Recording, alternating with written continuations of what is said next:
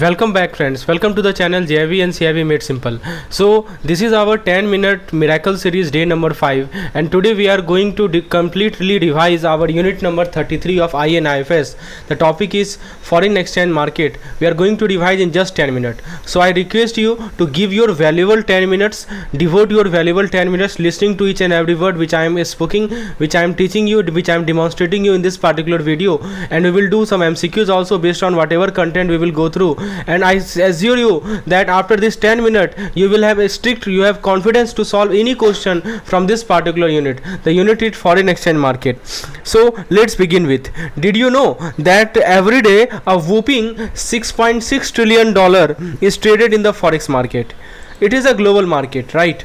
And with participants from all over the world, there is no borders, and most trades happen over the counter, that is called OTC. That means directly between two parties without going through a central exchange. New trends are emerging like FX retail, where regular people can participate. Now what exactly does the forex cover? The term forex cover, according to the FEMA, that is Foreign Exchange Management Act, it includes foreign currency, deposits, credits, barrants, draft, etc. Now the forex market started to grow as countries began trading internationally, right, creating a market that operates across 19-hour time zone.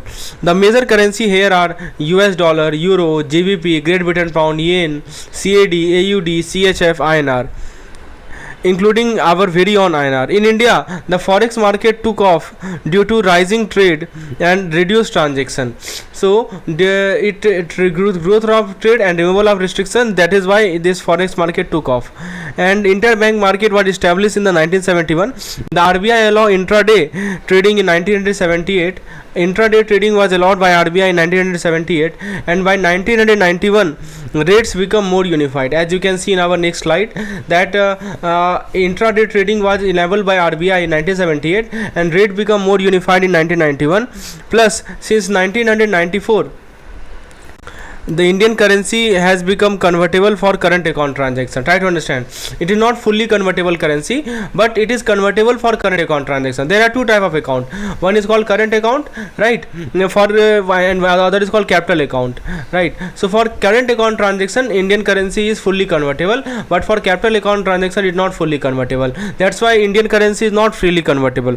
Lastly, the forex market has become super liquid, which means there is always someone to trade with, making it attractive to the investor worldwide. Now let's talk about the market participants. So let's dive into who participate in the forex market, and we will discuss a few key terms you should know. First off, the market is 24-hour, meaning it is constantly active, so participants need to be quick with the response. Next is regulation. Regulations are flexible to support future planning, and services charge comes in the form of bid and ask spread. What is the spread? A spread is nothing but the difference between the buying and selling price of currencies, is called spread. Now forex market often offer one value quote for stability, and traders often track trends for long term.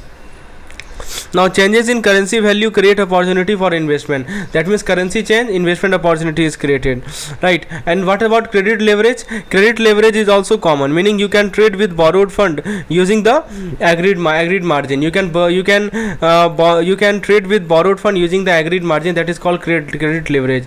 Now let's look at the key player. The first is commercial and investment bank. They trade on the behalf of themselves and their client. Now comes broker. Broker are the intermediary which connect buyer and seller for a fee. Next comes central bank. The central bank issue currencies and sometimes step in to stabilize the market. That is called currency issuance and market intervention.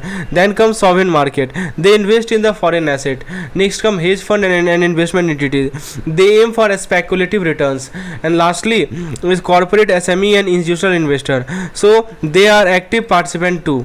Now let's talk about LIBOR and ARR. What is this LIBOR all about? This LIBOR is London Interbank of market rate.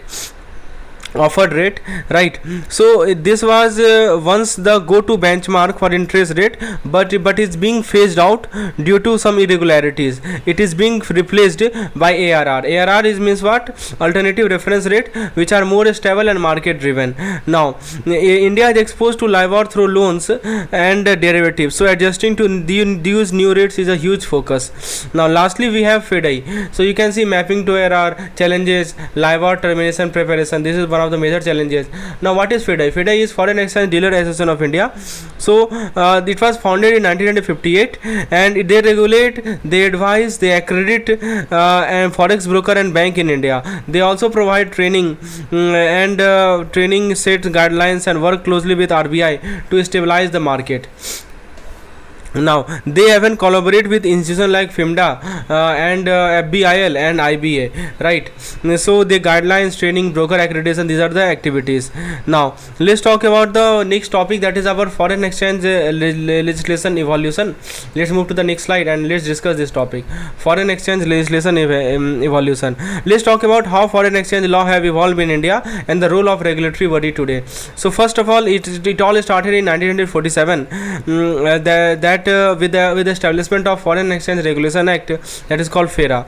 So introduced after the economic war. The law was around for 26 years. This FERA law was around for 26 years, regulating all things forex. But by 1991,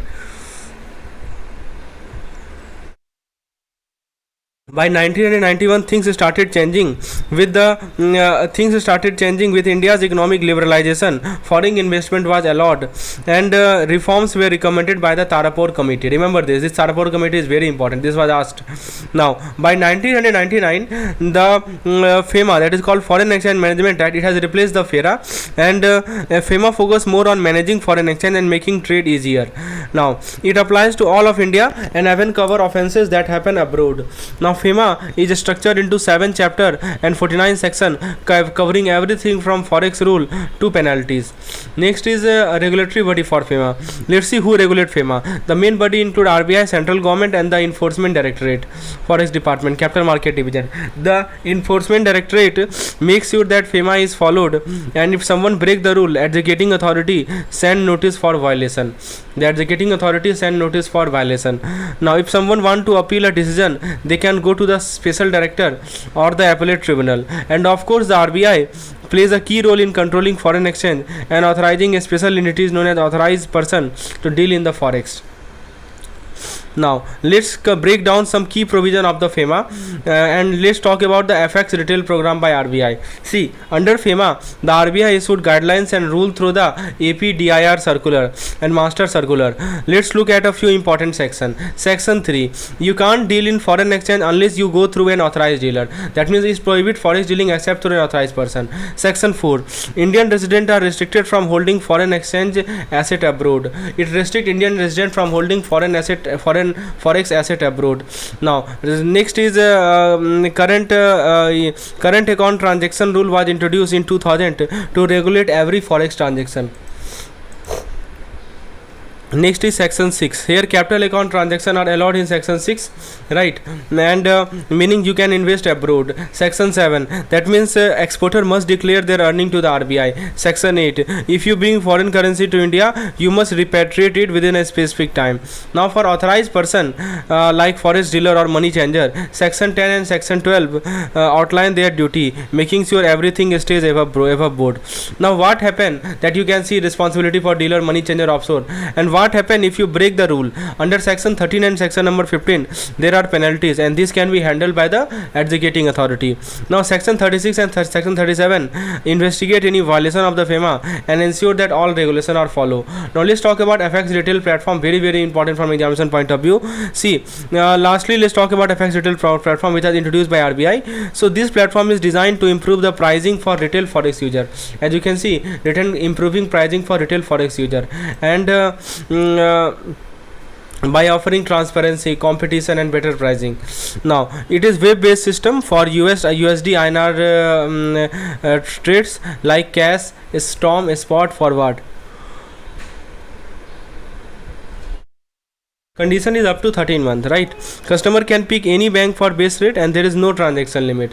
No transaction limit, you can choose any bank for base rate. Now let's talk about this ADR and JDR. Now in the let's talk about depository receipt and some important development in the forex market. First of all, what is the depository receipt? A depository receipt represent the equity of a foreign company but is traded on a local exchange. So the main thing is equity of a foreign company and is traded on a local exchange, right? Now ADR stands for American Depository Receipt. So it is issued by US bank, priced in USD and traded on US exchange. Next is GDR. GDR is Global Depository Receipt. It is issued by European bank, priced in euro or other European currency and traded on European exchange. Next is IDR. These are also called International Depository Receipt. They are traded on global exchanges. Some GDR can also be denominated in the currency of the issuing country, right? Some GDR can also be denominated in the currency of the issuing country, right? So why are DR important? What are the benefits of it? Why these depository receipts are important? Because they enable global trade and cross-border investment. Next is they help company access more capital, increase the liquidity of the share and attract international investor. And finally, for investor, DR provide opportunity to invest in forex company without facing the risk of directly entering foreign market. They also offer diversification. Now let's move on to the key player in the forex market. So the daily turnover in the forex market is massive, around $6.6 billion, already discussed. The ARR, that is SOFR and SONIA, have replaced the old LIBOR benchmark, ensuring more reliable transaction. Now next is FEMA. FEMA govern all forex transactions in India, while FEMA govern all forex transactions. While FEDI makes sure the forex market operates smoothly. Now the FX retail platform is another development allowing individual user better access to forex trading. And lastly, ADR and GDR are the key tool for raising foreign exchange capital by allowing companies to access international investor. Now let's discuss some questions based on what we have discussed so far. So the first question is, which of the following statement about forex market is correct? The daily turnover in the forex market is approximately $3 billion and it operates only within the border of major economy. So this is wrong because it is $6.6 trillion and it operates globally without border. Option B says the forex market is an OTC market with new product like FX retail.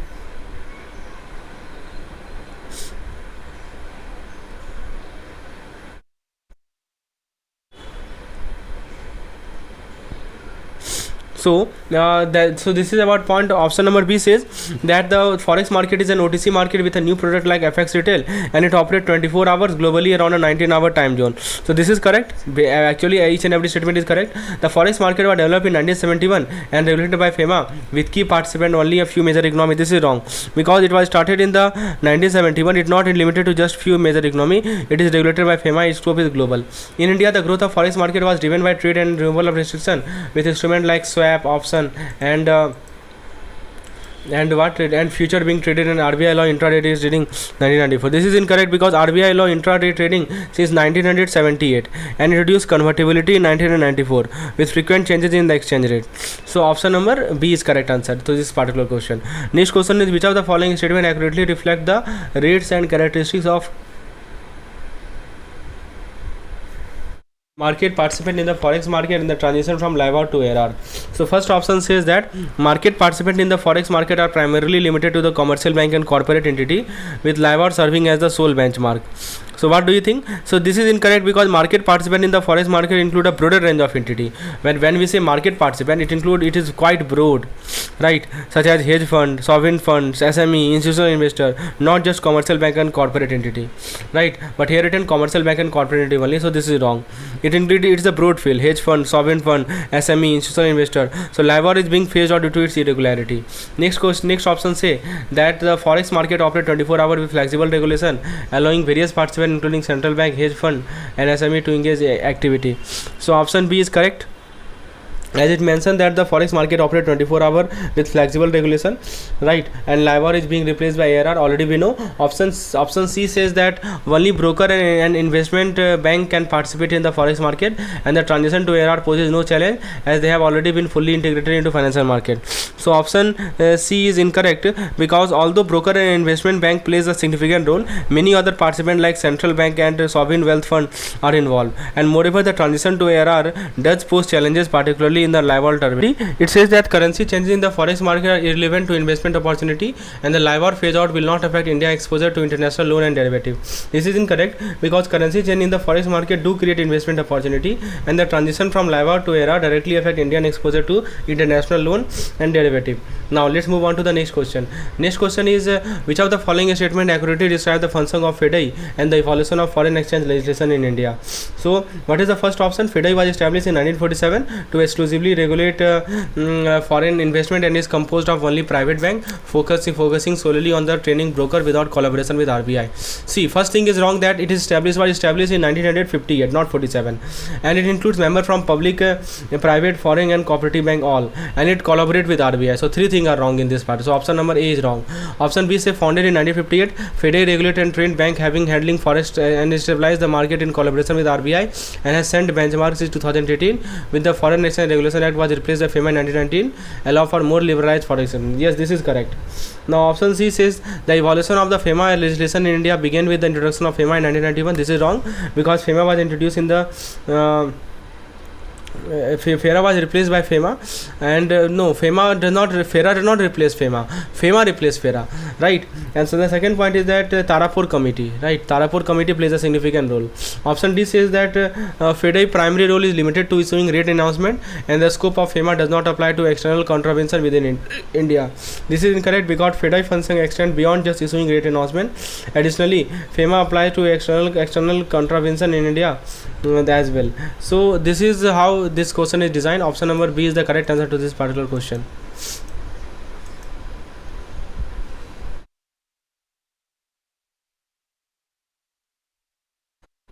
Next question is which of the following statement accurately describe the regulatory body for FEMA and its provision?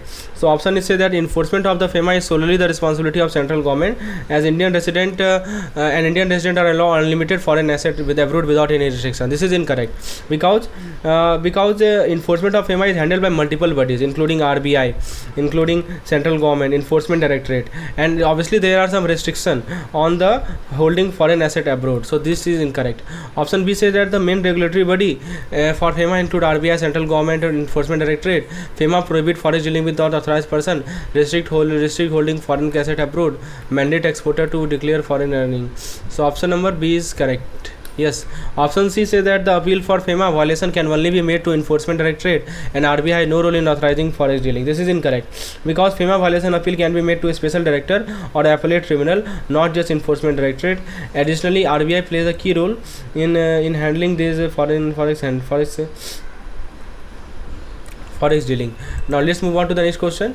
Next option, the key provision of the FEMA include unrestricted capital account transaction under section 6, allowing Indian resident to freely hold foreign asset abroad. This option is incorrect because while section 6 allow for capital account transaction, yes, there are restriction on holding foreign asset abroad, right? So meaning Indian resident are not allowed to hold such asset such freely. Now next question is which of the following statement accurately describe the duties of the authorized person, penalties under FEMA, the FX retail platform and depository receipt? So let's see the question. First option say that authorized person are only responsible for dealing in foreign exchange, while penalty for FEMA violation are handled solely by the RBI without any role for the director of enforcement. What do you think? This option is incorrect because authorized person have broader responsibility. It's not that the authorized person are only responsible for dealing in foreign exchange. It has broader responsibility that include dealing with various entity, and the directorate of enforcement plays a crucial role in investigating FEMA violation alongside the RBI. Now option B say authorized person have responsibility for dealer and money changers. Penalty for contravention are enforced by the adjudicating authority. Yes, it is correct, right? See, it accurately states that the authorized person are responsible for dealer and money changer. Penalties for violation are enforced by adjudicating authority, and the FX retail platform aims to improve pricing transparency for retail user with a web-based order matching. Yeah, this is also correct, right? And the last depository receipt like ADR and GDR represent equity of the foreign company traded on local exchange. This is also correct. Option C says that the FX retail platform imposes high transaction limit for customer and focus only on spot transaction, while ADR and GDR is issued exclusively in USD and Euro respectively with no local currency. Option C is incorrect because the FX retail platform has no transaction limit. You hear it is written high transaction limit. This has no transaction limit for customer, and it include all varieties of instrument beyond just